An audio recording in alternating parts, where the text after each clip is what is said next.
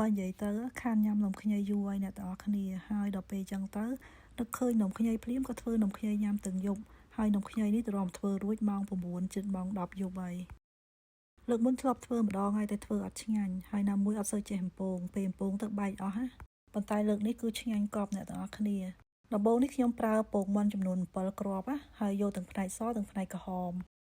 បន្ទាប់ពីគោះពងដាក់7គ្រាប់ហើយអញ្ចឹងយើងវាយវាបែកសិនមកហើយបន្ទាប់មកបានយកម្សៅអង្ករត្នោតម្សៅអង្ករត្នោតនេះគឺប្រើមកកញ្ចប់តែម្ដងមកកញ្ចប់វា400ក្រាមប្រើទៅចាក់ចូលជាមួយនឹងពងមាន់ចំនួន7គ្រាប់គឺល្មមតែម្ដងពេលចាក់ចូលអញ្ចឹងវារៀងពិបាកតិចដោយសារតែវាអត់មានទឹកណាពេលអញ្ចឹងទៅយើងយកស្អីកូរច្បល់ឲ្យវាចូលគ្នាបន្តិចសិនមកចាំប្រើដៃ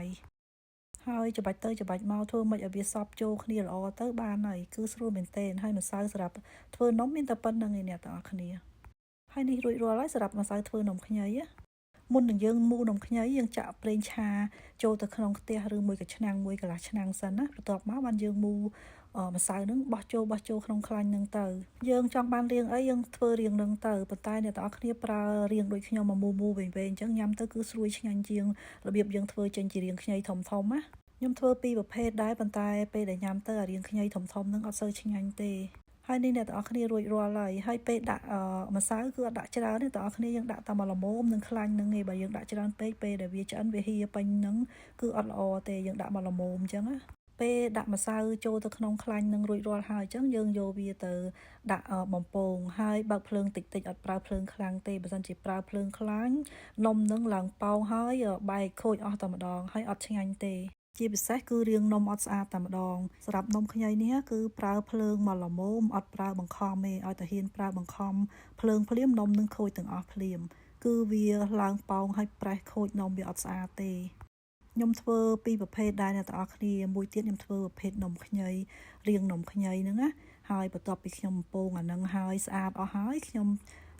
ចង់បញ្ញាប់ខ្ញុំដាក់វាទាំងក្តៅគឺថាឡើងមកគឺប្រេះខូចអស់តែម្ដងធ្វើឲ្យនំអត់ស្អាតហើយអត់ឆ្ងាញ់ទៀតអញ្ចឹងហើយខ្ញុំចែករំលែកបទពិសោធន៍នេះទៅបងប្អូនបើមិនជាបងប្អូនបំពងវាហើយនេះចាប់ផ្ដើមឡើងស្រួយហើយយើងស្រង់ចេញណា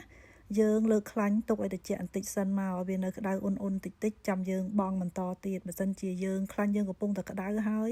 ដាក់នំចូលនំយើងខូចទាំងអស់គឺវាប្រេះអត់ស្អាតទេ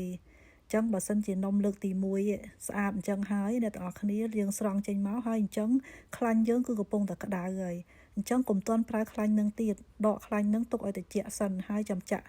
នំដែលម្សៅដែលយើងមូលហើយដាក់ចូលទៅក្នុងនឹងដាក់ចូលទៅប្រេងឆានឹងចាំយើងយកវាមកបំពងម្ដងទៀតអញ្ចឹងធ្វើឲ្យនំយើងនៅតែល្អដូចមុនអញ្ចឹងបន្ទាប់ពីបំពងនំរួចរាល់ហើយខ្ញុំទុកនំនឹងឲ្យត្រជាក់ស្រក់ខ្លាញ់ល្អហើយអញ្ចឹងបានខ្ញុំចាប់ផ្ដើមមកកូរទឹកស្ករហ្នឹងដើម្បីលាយជាមួយនឹងនំហ្នឹងហើយស្ករដែលខ្ញុំយកមកដាក់កូរជាមួយនឹងនំហ្នឹងគឺខ្ញុំប្រើតិចមែនទែនព្រោះអីផ្ទះខ្ញុំអត់ចូលចិត្តផ្អែមទេដល់ពេលអញ្ចឹងខ្ញុំកូរសឹងតែអត់ឃើញស្ករពេលដែលយើងដាក់ប្រឡាក់ជាមួយនឹងនំហ្នឹងទៅប៉ុន្តែពេលញ៉ាំទៅរសជាតិផ្អែមឡែមគឺឆ្ងាញ់ស្ករនេះគឺខ្ញុំប្រើចំនួន60ក្រាមហើយខ្ញុំដាក់ទឹកចូលបន្តិចហើយអំបិលបន្តិចបន្ទាប់មកខ្ញុំកូរតតែរៀងឡើងស្អិតបានខ្ញុំចាប់ផ្ដើមចាក់នំនេះចូលព្រោះអីកន្លែងនេះខ្ញុំចាក់នំចូលហ្នឹងគឺខ្ញុំភ្លេចថតដល់ពេលអញ្ចឹងទៅអត់មានរូបថតដល់ពេលយើងកំពុងតែស្ករវាស្អិតហើយចាក់ចូលទេនេះបន្ទាប់ពីយើងច្របល់ជាមួយស្កររួចរាល់ហើយយើងបិទភ្លើងចោលទៅហើយភ្លើងយើងអត់ប្រើខ្លាំងទេប្រើភ្លើងតិចមែនទែនបន្ទាប់មកទៀតយកវាមកចាក់សំដៅលើថាសមួយយើងរាយវាឲ្យសប៉ែតលើថាសនឹងមកដើម្បីឲ្យនំនឹងឡើងត្រជាក់ហើយវាឡើងឃើញស្ករក្រាមនៅលើនំណាបន្ទាប់ពីទុកនំយើងឲ្យត្រជាក់ហើយអញ្ចឹងគឺនំចាប់ផ្ដើមឡើងស្រួយហើយឆ្ងាញ់ចំពោះរសជាតិវិញគឺផ្អែមសាបឡែមអញ្ចឹងណាហើយឆ្ងាញ់មែនទែនហើយរូបរាងដែលខ្ញុំធ្វើនំខ្ញីមកជាហៀងទៀតនោះគឺរូបរាងអត់ល្អទេដោយសារតែខ្ញុំបង្ខំភ្លើងព្រោះឲ្យធ្វើពេលយប់ខ្ញុំចង់លឿនខ្ញុំចង់ដឹងខ្ញុំសាកមើលដាក់ភ្លើងខ្លាំងគឺថាអត់ល្អទេវាខូចណាហើយនេះនំខ្ញីបន្ទាប់ពីខ្ញុំទុកបានមួយយប់ខ្ញុំធ្វើឲ្យដូចខ្ទង់ម៉ោង9លើសអីហ្នឹងហើយត្រជាក់អីចឹងខ្ញុំដាក់ចូលក្នុងថង់នេះពេលព្រឹកឡើងគឺវាឡើងក្រាមស្ករតិចចឹងណាមើលទៅស្អាតនៅខាងក្រៅក៏ថតទៅវាអត់សូវស្អាតទេហើយរសជាតិវាឆ្ងាញ់មែនទែនហើយស្រួយហ្មងអ្នកទាំងអស់គ្នាពេលដែលយើងធ្វើត្រូវប៉ុន្តែមកកញ្ចប់ធ្វើឲ្យបានច្រើនទេបានតែប៉ុណ្្នឹងអ្នកទាំងអស់គ្នាបើបានញ៉ាំហើយគឺចង់ញ៉ាំទៀតតែម្ដងវាជក់មាត់ណានំខ្ញីនេះស្រួលធ្វើមែនទែនអ្នកទាំងអស់គ្នាប៉ុន្តែពិបាកត្រង់យើងបំពងនឹងហ្មង ប្រើភ្លើងខ្លាំងអត់បានទេអញ្ចឹងយើងត្រូវការឈរចាំមើលវាតរួចអញ្ចឹងឲ្យវាយូរមែនទែនពេលបំពង